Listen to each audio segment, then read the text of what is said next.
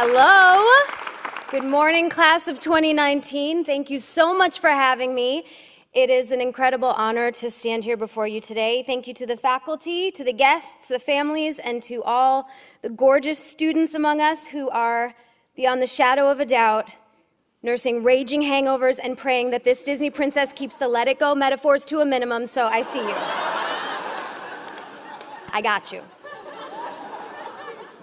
I want to start today by sharing a secret about myself that you might not know. I did not graduate from college. Whoopsies. Dean is in a full flop sweat thinking, oh my God, nobody double checked. I had a feeling when I saw her outfit, because no one with a respectable degree would wear hoops of that size, who let her in here. But that leads me to another thing about me, which is I'm nice. And as it turns out, when you are nice, people tend to overlook a lot. In some cases, this could include experience, credentials, not having your driver's license at airport security. And yes, that's a true story. Twice.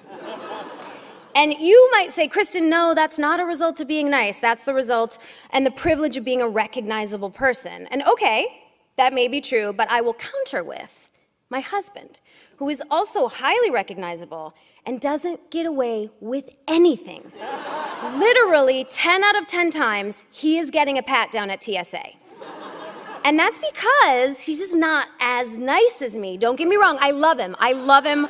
He's brilliant, he's hilarious, he's literally my favorite person. But is he the nicest person? I don't know, guys. I just don't know. And I tell you this at the risk of divorce, because I can't offer you the tricks of how to wield your shining diploma to ensure success. I can't tell you the answer to the age-old actor's dilemma. Should I move to New York? Should I stay in LA? And for goodness sakes, I cannot tell you what a Magna Carta is or what it even does. I literally don't know. I don't have to answer any of those questions, and let me tell you a secret, nobody has the answer to those questions. My sole trick to share with you is when you listen, when you really listen to people, when you listen as fiercely as you want to be heard, when you respect the idea that you are sharing the earth with other humans, when you lead with your nice foot forward, you'll win. Every time. It might not be today, it might not be tomorrow, but it comes back to you when you need it. We live in an age of instant gratification, right? Of immediate likes. And it is uncomfortable to have to wait to see the dividends of your kindness, but I promise you, it will appear exactly when you need it. It will appear at the precise moment when you pass gas in an elevator and everyone blames your husband instead of you. That is when the boomerang of kindness hits you back. It's also a very true story, numerous times over. Though it wouldn't be fair if I just waxed on about kindness and I didn't also include its inevitable downside.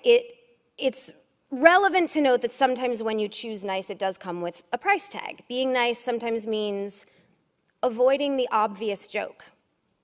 Like, for instance, I'm me, and I've chosen this path, this speech, to be nice at an institution like this. I am choosing not to reference Aunt Becky in any way, shape, or form. Thank you. In fact, I'm so nice, I'm not even going to mention my actual Aunt Becky for fear it is simply too close to the fire.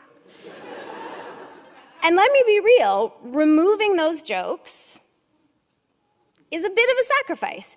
But dare I say, prioritizing your emotional intelligence over your logical intelligence can at times feel like a compromise.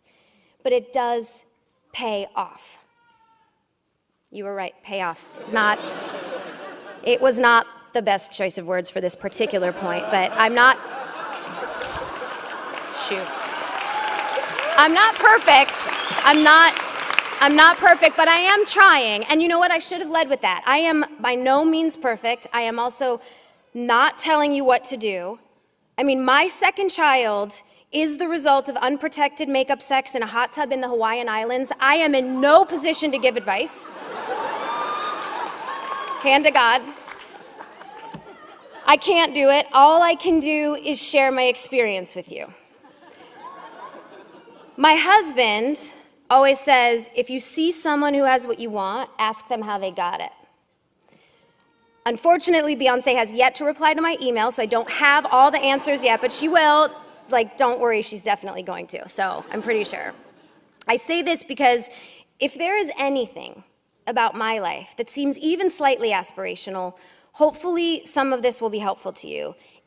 And if not, feel free to slowly pull the flask hiding in your underwear out and just have it. I'm not your mom, you know what I mean? If it's not hurting anyone, great, get yours. And you know what? Maybe share some with your neighbors. Now, the tricky thing about finding someone who has what you want is that you also have to know what you want, right? So that seems simple enough, but it's actually very hard because our brains are arrogant assholes. The brain thinks it's running the show, but the heart is secretly pulling the strings. It's very true. Our brains are the King Joffrey of our bodies, and our hearts are the Granny Tyrell, right? Very true. We think we know what we want, but we often have no idea what we need. And because of that, we often approach life with one goal, and we end up finding our real purpose along the way. When I left New York and I came to LA, I had the singular goal of becoming the lead on a TV show. I had gained some experience in New York playing a naive, weed-obsessed sexpot in Reefer Madness. I thought, perfect, I'm ready for Los Angeles. Surely I will be embraced immediately. So I hopped on a plane, I arrived in the land where the streets are soaked in sunshine and self-tanner residue. I had the confidence of an overserved freshman at a frat party.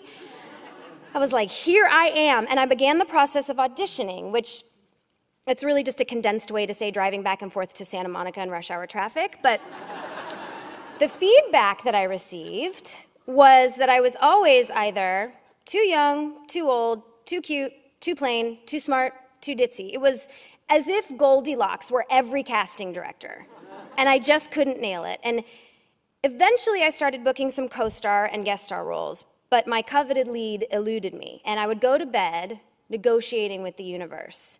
I would say, okay, if I could just book the lead on CIS NCIS ER Miami, I promise I will decrease my carbon footprint by at least 6 in the next calendar year. So clearly, I know absolutely nothing about the measure of carbon. I find it almost as confusing as the concept of the Magna Carta. But then it happened. I was cast on Veronica Mars, which was my first show, and everything I ever wanted was in front of me. I was earning a real paycheck. I was the lead of a TV show. I owed the universe all my carbon. But once we started shooting, something very unexpected happened to me. Well, 2 unexpected things. The first was Ryan Hansen, who played Dick Casablancas. His hair. It was the exact, almost too accurate, too on-point shade of surfer blonde boy. It was like the kind that gives you PTSD from walking along Venice Beach, that you're just like, whoa. It was terrifying, and I loved it. The second was that, despite the recognition of my dream, I wasn't happy. Like, at all. My arrogant little asshole brain could not comprehend what was happening. I was like, how was this possible? This is what I wanted and what I needed, right? And yet I had it all, and I was lonelier than I had ever been. And it wasn't until the boy with the surfer hair invited me to his birthday party, after hours offset, away from work, that everything changed. He wasn't just inviting me to his birthday party. He was inviting me to his life party, to his community. And I finally felt at home, and I made some of the best friends that I still have to this day. In retrospect, I know it wasn't the role I was looking for. It wasn't a paycheck or a titular character. What I really needed was friendship. So I want to stress to you, build your tribe. They will keep you alive. I'm also pretty sure that's what Beyonce would say. Speaking of pillars of an American entertainment, it is now the portion of the morning where I remind everyone that life is 50 Shades of Grey. I have to assume I'm the first speaker in an academic institution that has referenced the book 50 Shades of Grey, but we have already established that I dropped out of college, I have no right to be here, so this is where we've arrived. I don't know what you want me to do. In my life, there is only one concept that I have determined. It's that everything is gray. Every person, every question, every tragedy, even every victory, they all have nuance. Pay attention to the nuance. You all in this room, I feel like, know that better than anyone. You know it in your bones because you've devoted your time to building stories, building people. It's what you do. You are people architects. You read a script and you construct a walking, breathing human from the ground up. When we create characters, we are encouraged to make them three-dimensional, right? In acting, two-dimensional characters, they're at the least boring and at the most extreme irresponsible. We're told to embrace complicated characters. We are taught that you can't accurately play a villain until you find one thing about him that you love. One of my favorite producers has a poster over his desk that reads, "What does the villain want?" Because in art, we recognize all characters start with an empathetic motivation. On stage, we prioritize listening because we know the livelihood of the show relies on it. We are good at remembering those things when we make art. But in our daily lives, we tend to forget.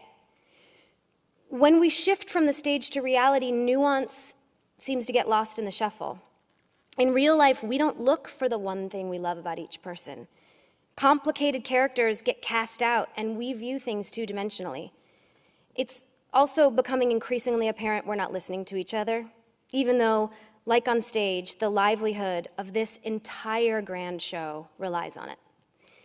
The great news is we can all choose, right? When hard moments arise, you can lean on the experience you've gleaned in these past 4 years, and you can choose the nuance.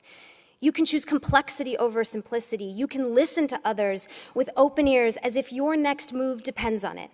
You can Sandy Meisner your life. So class of 2019, as you move your tassel from the left to the right and officially take the steps forward toward your forever, I encourage you, take them with your nice foot. And if you take away one thing from this, remember what I said earlier. If it's not hurting anyone, great, get yours. And maybe share some with your neighbor. Thank you and congratulations.